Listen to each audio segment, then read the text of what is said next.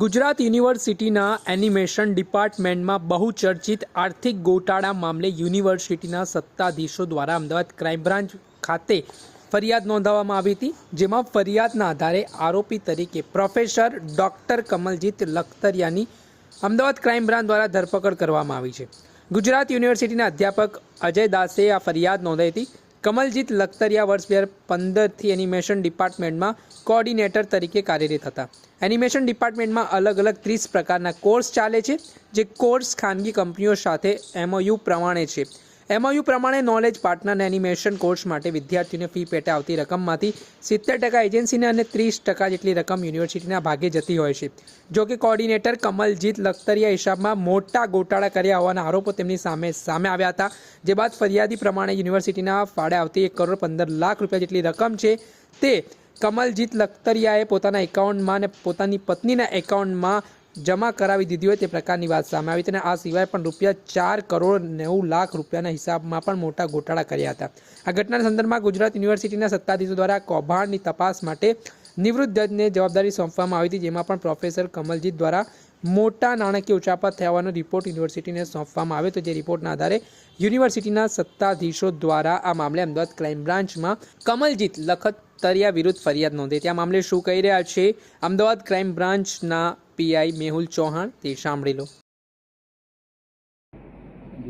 ગઈ તારીખ 16/1/2025ના રોજ ગુજરાત યુનિવર્સિટીના કાર્ટોગ્રાફર જે પ્રોફેસર તરીકે ફરજ બજાવે એવા અજયભાઈ ફરિયાદ આપેલી કે ગુજરાત યુનિવર્સિટી જેની અંદર કુલ 2 પ્રકારના અભ્યાસક્રમ ચાલતા હોય છે.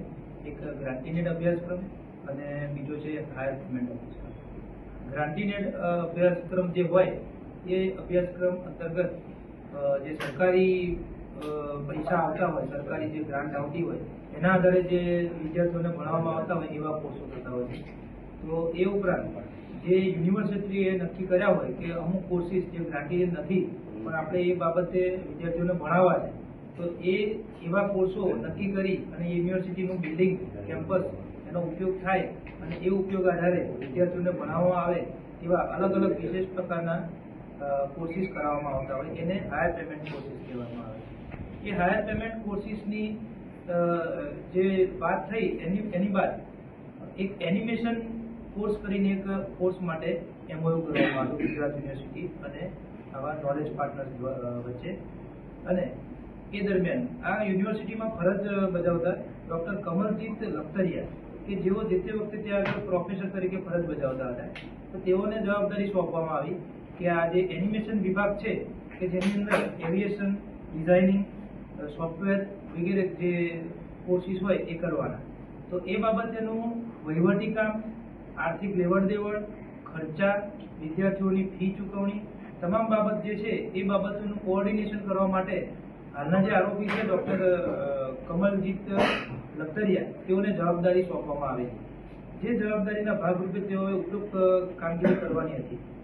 પરંતુ આની અંદર જે ફીની રકમ ચૂકવવામાં આવતી વિદ્યાર્થીઓ તરફથી એની રકમમાંથી જે ખર્ચો અથવા પછી જે કોર્સ ચલાવવા માટેની જે પણ વ્યવસ્થા કરવાની થાય એ બાબતે જે પૈસા આવતા એ પૈસાની અંદર MOU પ્રમાણે નક્કી થયેલી અમાઉન્ટ, દાખલા તરીકે 100%ની જે આવક હોય એમાંથી 30% આવક સીધી યુનિવર્સિટીને ચૂકવવાની રહેતી હતી અને 70% આવક જે છે એ જે નોલેજ પાર્ટનર્સ હોય કે જે લોકો આ વિદ્યાર્થીઓને અભ્યાસ કરાવડાવે, એમની એક્ઝામ લઈ, એમનું ભણાવવાનું જે પણ પ્રોસેસ હોય એ કરતાં એમને 70% અમાઉન્ટ ચૂકવવામાં આવે છે એક MOU થયેલું. તો આ જે વિભાજન કરવાનું અમાઉન્ટ એ ફી લેવી, વિભાજન કરવાનું તમામ કામ આ ડૉક્ટર કમલજીતને કરવાનું થતું હતું. ત્યારબાદ 2023માં યુનિવર્સિટીના ધ્યાનમાં આવ્યું કે આ જે વિભાજન થવાનું અને ખર્ચ થવાનું જે છે અમાઉન્ટ એ આની અંદર કંઈક ગોટાળો થઈ રહ્યો છે. તો એ બાબતે જે તે વખતેના એક SO છે, કાર્યકારી chief accountant doctor Kanaiyalal Thakar, તેમણે આનું તપાસ કરેલી અને એ તપાસના અંતે એમણે રિપોર્ટ આપેલો કે આની અંદર આર્થિક નુકસાન થાય યુનિવર્સિટીનું તે રીતે આ ડૉક્ટર કમલજીતે કામગીરી કરેલી. ત્યારબાદ એક CAD પણ નિમણૂક કરવામાં આવેલી, રોનક દિશા, તેમણે પણ 2023માં એક રિપોર્ટ આપેલો અને એ રિપોર્ટ આધારે પણ એવું યુનિવર્સિટીના ધ્યાનમાં આવેલું કે ડૉક્ટર કમલજીત જે છે એમને પોતાના અંગત પોતાના એકાઉન્ટમાં, પોતાના તેમજ પત્નીના જોઈન્ટ એકાઉન્ટમાં અને તે સિવાય અન્ય એક વ્યક્તિના એકાઉન્ટમાં રૂપિયા 1,15,00,000થી વધારેની માતબર રકમ એમના એકાઉન્ટમાં નાખેલી, જે એમના જે MOU અને એમની જે કાર્ય કરવાની જે વાત હતી એનાથી એક તદ્દન વિરુદ્ધ જઈને એમણે નખાવ્યું કે જે બાબતે કોઈ પણ જાતની યુનિવર્સિટીની, વાઇસ ચાન્સેલરની કે કોઈ પણ સિનિયરની એમણે મંજૂરી લીધેલી ન હતી.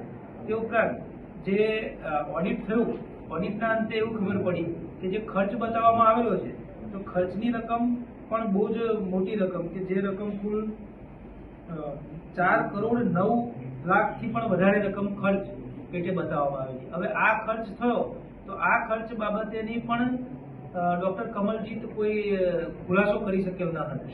તો આ સંદર્ભે જે યુનિવર્સિટી છે એને આટલું મોટું અમાઉન્ટનું નુકસાન કરેલું હતું તે બાબતેની ફરિયાદ યુનિવર્સિટીના પ્રોફેસરશ્રીએ આપેલી અને એની તપાસ ચાલતી હતી. એ દરમિયાન આરોપીને ગઈ તારીખ 17/1/2025ના રોજ અટક કરેલ અને નામદાર કોર્ટમાં રજૂ કરેલ. ત્યારબાદ તેમની તારીખ 22/1/2025 સુધીના પોલીસ કસ્ટડી રિમાન્ડ મળેલા છે. આ હતા અમદાવાદ ક્રાઇમ બ્રાન્ચના પીઆઈ મેહુલ ચૌહાણ. તેમણે જણાવ્યું છે કે જે રીતે યુનિવર્સિટીના સત્તાધીશો દ્વારા જે છેતરપિંડી, ગોટાળા આર્થિક જે થયા છે તે મામલાને લઈને ફરિયાદ નોંધાઈ છે, તે ઘટનાના સંદર્ભમાં હાલ ગુનો નોંધીને કાયદેસરની કાર્યવાહી ક્રાઇમ બ્રાન્ચે હાથ ધરી છે અને જે કરોડો રૂપિયાના ગોટાળાની જે વાત સામે આવી રહી છે તે મામલામાં તપાસ કરવામાં આવી રહી છે. દર્શક મિત્રો, એન કવરેજ ન્યૂઝને આપ લાઇક કરી લો, સબસ્ક્રાઇબ કરી લો અને શેર કરવાનું ભૂલતા નહીં.